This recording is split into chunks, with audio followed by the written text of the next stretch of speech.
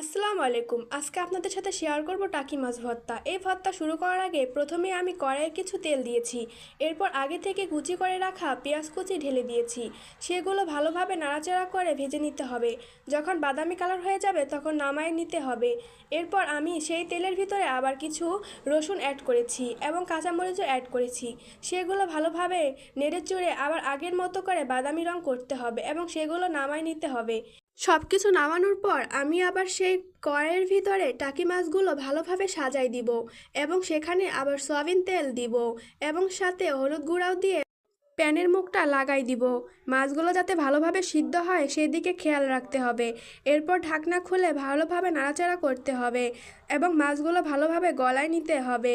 এরপর সেখানে কিছু লবণ অ্যাড করতে হবে আর ধনিয়া পাতা অ্যাড করতে হবে। সেগুলো অ্যাড করে আমি ভালোভাবে নাড়াচাড়া করে আবার প্লেটে নামাই নিলাম এবং সবগুলো উপকরণ একসাথে মিক্সড করে নিতে হবে। সবগুলো ভালোভাবে একসাথে মিক্সড করা হলে মাছগুলো মিক্সড করে নিতে হবে। এই দেখুন আমার সবগুলো মাছগুলো মিক্সড করা হয়ে গিয়েছে। সবগুলোর কত সুন্দর একটা ফ্লেভার চলে এসেছে, দেখেই যেন জিভে জল চলে এসেছে।